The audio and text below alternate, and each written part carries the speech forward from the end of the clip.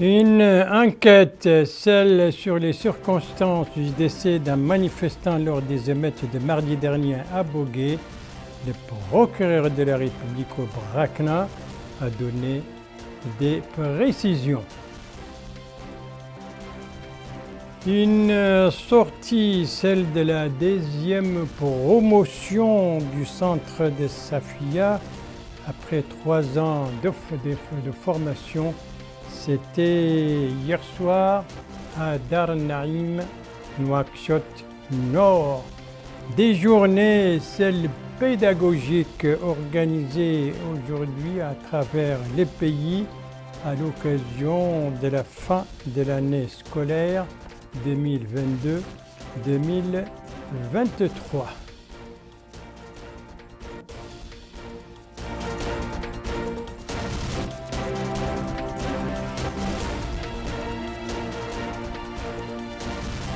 Voilà, donc c'était les principaux titres du journal et c'est parti. Madame, mademoiselle, monsieur, bonsoir et bienvenue à votre 22h de ce samedi 3 juin 2023. Et pour commencer donc l'enquête sur les décès d'un manifestant lors des récents troubles à Bogué, il s'agit de feu Mohamed Lemine Samba. L'enquête sur les conditions et les circonstances de ce drame, eh bien l'enquête se poursuit et l'opinion publique sera informée de ces résultats. C'est ce qui ressort d'un communiqué donc du tribunal du Brakna, communiqué que je vous propose de suivre avec Yedali Fall.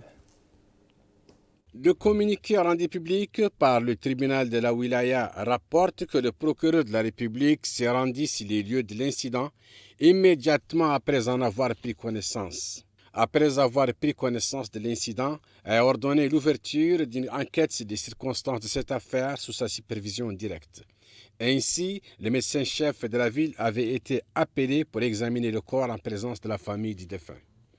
Le communiqué ajoute qu'après avoir établi le rapport médical, le procureur de la République a convoqué les proches du défunt pour les informer des circonstances du décès et pour la remise de l'inhumation du corps, mais ils ont refusé de le réceptionner et de l'inhumer.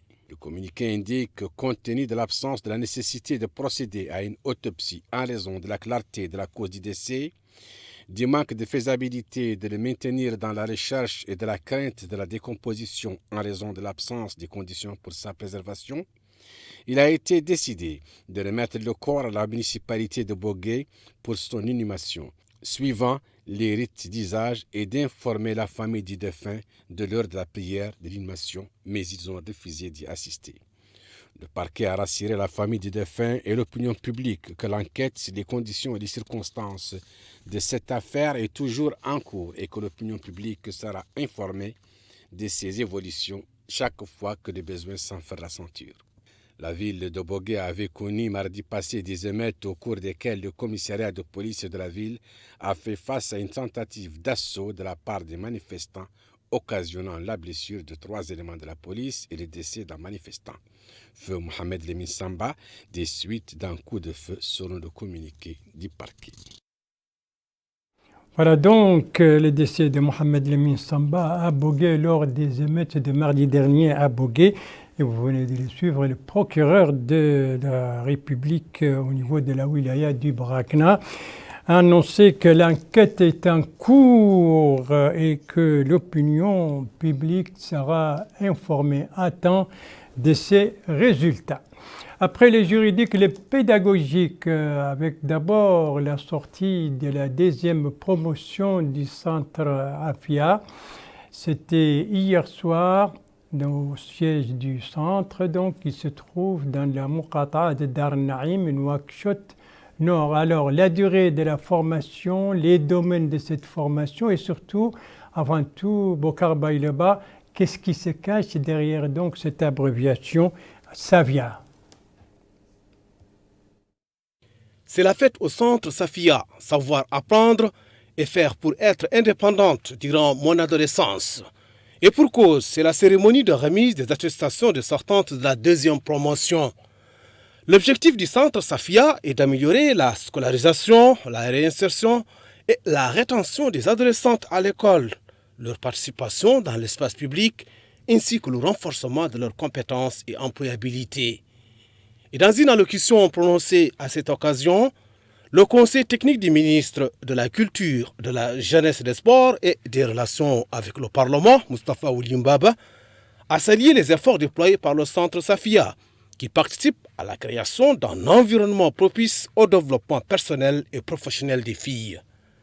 À son tour, le coordinateur du projet Safia, Hammaoul Souvi, est revenu sur les étapes franchies par la structure dans la formation et la réinsertion des filles, avec en toile de fond leur participation dans la vie active.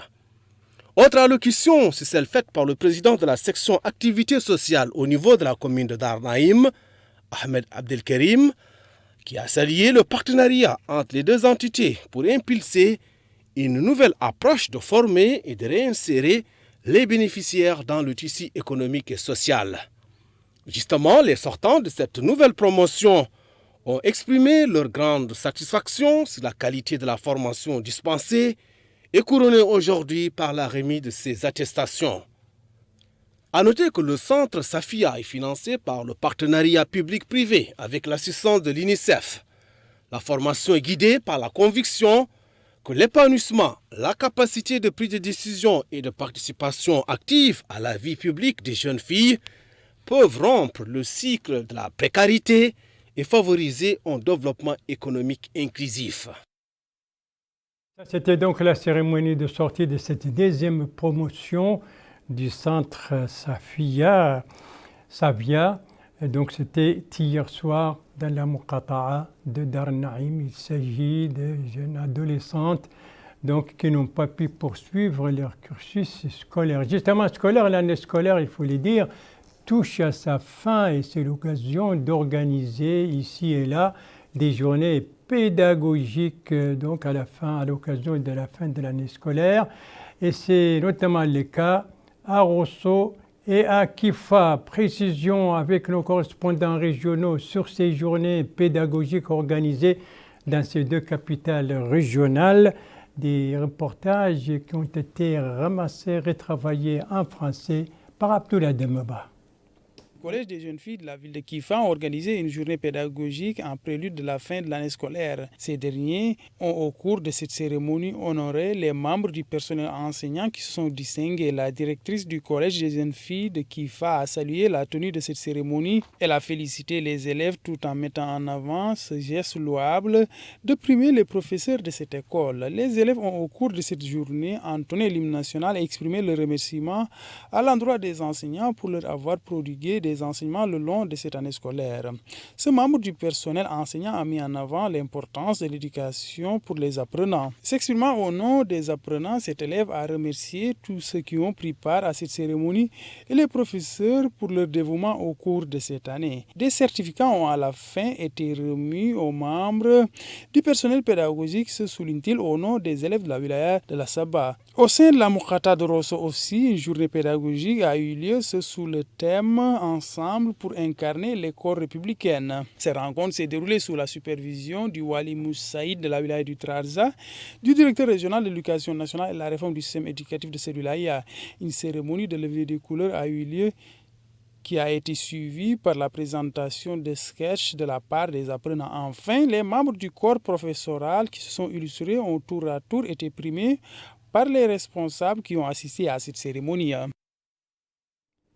Les journées pédagogiques donc organisées aujourd'hui et à Rosso et à Kifa à l'occasion donc de primer non seulement les élèves mais aussi les professeurs. Il faut dire que nos actions et Zouerat n'ont pas été épargnées par ces journées. Ils ont aussi vécu à l'heure de ces journées pédagogiques. Yedalifal. La famille scolaire à Zouerat s'est réunie ici pour célébrer la journée pédagogique organisée par la direction régionale de l'éducation nationale dans la wilaya de Tir Zemour. L'association locale des parents d'élèves s'est félicitée de l'organisation de cette journée qui est, selon elle, devenue une tradition utile car les encouragements et les primes accordées aux élèves créent une émulation saine. Elle a remercié les autorités locales pour cette initiative et félicité par la même occasion le staff scolaire. Le rôle de l'enseignant a été rappelé et loué. À la fin de la cérémonie, des prix ont été offerts aux élèves qui se sont distingués au cours de l'année scolaire 2022-2023. Ici, à Nouakchott, l'école Mohamed Mahmoud Ould Tlamid a organisé une journée pédagogique à l'occasion de la fin de l'année scolaire 2022-2023. L'occasion pour les organisateurs de cette journée de primer les élèves qui se sont distingués au cours de l'année scolaire écoulée en présence des parents d'élèves. L'occasion également pour les directeurs de l'école de féliciter les parents d'élèves pour les efforts fournis au cours de l'année scolaire écoulée. Voilà pour cette page pédagogique consacrée donc à la sortie de la deuxième promotion du centre Safia et aux journées pédagogiques organisées à Kifa, à Rosso, à Zouerat et à Nouakchott. Merci de suivre les JTF d'El Mauritania. La suite du journal avec 5 étapes. La première de ces étapes, c'est Nema, la capitale du Hod Sharqi. Nema qui a vécu aujourd'hui à l'heure du lancement de la caravane des visites des zones protégées, une caravane organisée par le projet Suède en collaboration avec les départements de l'éducation nationale et de la réforme du système éducatif, de l'action sociale de l'enfance et de la famille et de la culture de la jeunesse et des sports et des relations avec le Parlement. Cette caravane fait suite donc à l'atelier de formation pour les surveillantes de ces zones. 79 zones protégées sont donc visées par cette caravane. Pendant ce temps, à Kaïdi, la capitale du Gorgol, l'air est au nettoyage après notamment les récents troubles que la ville a connus. Une campagne de nettoyage a été organisée aujourd'hui. Qui sont les initiateurs de cette campagne? C'est ce que nous dit notre correspondant permanent là-bas, Mohamed Ali Salih, compte rendu revient en français par Bokar Baïlaba. Grande opération de nettoyage des grandes places et rues de la ville de Kaïdi. L'initiative est portée par des jeunes et des acteurs de la société civile. Cette opération est l'expression d'une conscience collective autour des questions environnementales et sanitaires, ainsi que de la citoyenneté. Ainsi, plusieurs jeunes se sont mobilisés pour assainir ces différents endroits de la ville. En d'autres termes, cette opération de nettoyage rassemble les jeunes de plusieurs quartiers de la ville de Kaïdi autour de séances de nettoiement des rues et espaces communs. Ce participant à l'opération se félicite de la mise en œuvre de cette initiative qui traduit l'attachement des jeunes à tout ce qui contribue au développement local. C'est le même sentiment exprimé par cet homme qui affirme que le rôle des jeunes dans la société va grandissant, car cette frange sociale incarne l'avenir de toute nation. Munis de pelles et de pioches, ainsi que de brouettes pour nettoyer les grands espaces publics, les jeunes ne font pas l'économie de leur énergie. D'ailleurs, ils sont convaincus que la jeunesse est un élément fondamental pour promouvoir les valeurs de citoyenneté, du civisme et de la paix sociale. À cela s'ajoutent des efforts constants pour appuyer les pouvoirs publics dans le renforcement de la paix et de la cohésion sociale. Justement, les autorités administratives s'étaient réunies récemment avec les représentants d'associations de jeunes et de la société civile, ainsi que des leaders d'opinion pour insister sur l'importance de coordonner les efforts dans la vulgarisation de la paix sociale et la promotion d'un nouveau cadre de développement local. La jeunesse et la société civile donc à Kaïdi pour maintenir la ville propre et renforcer la cohésion et la paix dans la capitale du Gorgol. Dans le domaine social et religieux, la zakat, troisième pilier donc de l'islam, et son rôle dans la lutte contre la pauvreté dans le monde islamique, la zakat dont l'institution vient d'être réactivée. Alors, une campagne de sensibilisation vient d'être organisée à Nouadhibou, une campagne qui a vu la participation de dizaines d'imams et d'érudits. Constat de notre correspondant permanent là-bas, Mohamed Amar Belloul, compte rendu revu en français par Cheikh Saadbou. Des discussions et exposés scientifiques pour essayer de surmonter les difficultés liées à la compréhension et la perception de ce troisième pilier de l'islam qu'est la zakat. Mais pas seulement, car les participants à cet atelier discutent également du rôle de la zakat pour lutter contre l'inéquité sociale, la marginalisation et surtout de l'importance de l'entraide sociale. Et ce, suivant les recommandations des pouvoirs publics. Des pouvoirs publics qui ont créé une institution de la zakat pour que les citoyens nécessiteux puissent bénéficier de celle-ci. Les participants ont loué la tenue de ce séminaire. Ils ont tour à tour rappelé l'importance de la zakat dans l'islam et son rôle d'entraide entre les musulmans. Les uns ont émis le vœu de voir la pauvreté disparaître dans notre pays. D'autres disent venir apprendre leurs droits et devoirs, à qui donner la zakat, comment la faire sortir. Le ministère des Affaires islamiques prévoit organiser d'autres colloques sur la zakat pour sensibiliser les Mauritaniens. Il faut rappeler que la zakat est une obligation pour tout musulman qui a atteint la majorité et qui est sain d'esprit et qui a atteint le seuil minimum de richesse appelé nisab. Elle requiert de donner un montant calculé aux pauvres et nécessiteux. La zakat et son rôle dans la lutte contre la pauvreté, donc campagne de sensibilisation, séminaire de sensibilisation à Nouadhibou, notre capitale économique.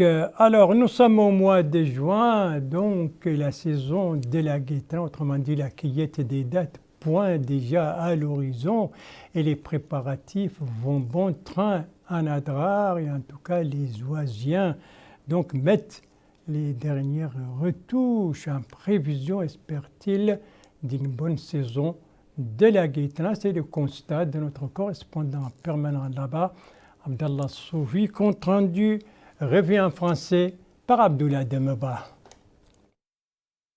Avec la guédna qui pointe à l'horizon, les dattes des palmiers au sein des différentes oasis sont en période de maturation. Cette étape coïncide avec la poussée des dattes. Les agriculteurs qui se sont en outre exprimés ont tour à tour souligné que l'état des palmiers est prometteur à ce stade. Dans 2 semaines aux environs du 20 de ce mois-ci, souligne-t-il, on peut commencer à enlever les dattes. Ils ont ensuite déclaré qu'actuellement les dattes sont semi-mûres. Mais vers la fin de ce mois-ci, voire le mois prochain au plus tard, les dattes auront mûri. En prélude à la guédna, plusieurs citoyens séjournent au niveau de la wilaya de l'Adrar afin de ne pas rater la période de la guédna.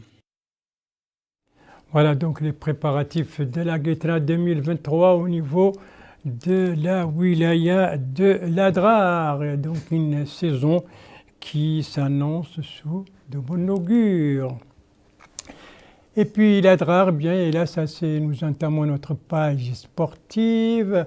L'Adrar fait partie des participants donc au tournoi qui se déroule actuellement à Zouerat. Il s'agit des éliminatoires du premier tour des phases de qualification pour la montée en première division des clubs des wilayas de la zone nord, à savoir l'Adrar, Dakhlet Nouadhibou, l'Inchiri et Tir Zemour. Coup d'envoi de ces éliminatoires, eh bien, c'était hier soir au stade de Zouerat. Premier match d'ouverture donc, c'était celui qui a opposé le Moustaqbel de Zouerat à Salah Din Dagjouch. C'est l'Inchirien qui l'a remporté par un but à 0. Quant au deuxième match qui a opposé Zidane Datar à Taziast de Nouadhibou, eh bien, c'est une rencontre qui s'est soldée par un but partout. Et c'est sur ce tournoi, ces éliminatoires donc pour la montée en première division au niveau de la zone nord que s'achève ce journal. Merci à vous, madame, mademoiselle, monsieur, de l'avoir suivi. Merci bien entendu aux équipes rédactionnelles et techniques qui ont participé à sa conception. Je vous en rappelle les principales informations. Ici, nous sommes à Aleg, la capitale d'Ibrakna, avec des précisions données par le procureur de la République au niveau de cette wilaya sur les décès d'un manifestant lors des émeutes de mardi dernier à Bogué. Eh bien, l'enquête se poursuit et l'opinion publique sera informée de ces résultats à temps. Ici, nous sommes à Dar Naïm avec la cérémonie organisée hier soir au centre de Safia. C'est cérémonie de sortie de la deuxième promotion de ce centre. Il s'agit d'adolescentes qui n'ont pas pu poursuivre leur cursus scolaire. Ici, nous sommes un peu partout dans le pays, Rosso, Kifa, Nouakchott, Zouerat, à l'occasion des journées pédagogiques organisées dans ces différentes capitales, à l'occasion donc de la fin de l'année scolaire 2022-2023.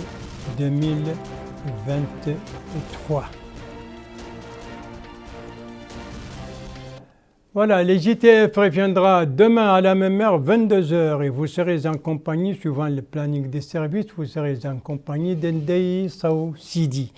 Quant à moi, il ne me reste plus qu'à vous souhaiter une très très bonne fin de soirée, une très très bonne fin de semaine, et à vous donner rendez-vous, Inch'Allah, vendredi prochain à la même heure, 22h. Bonsoir.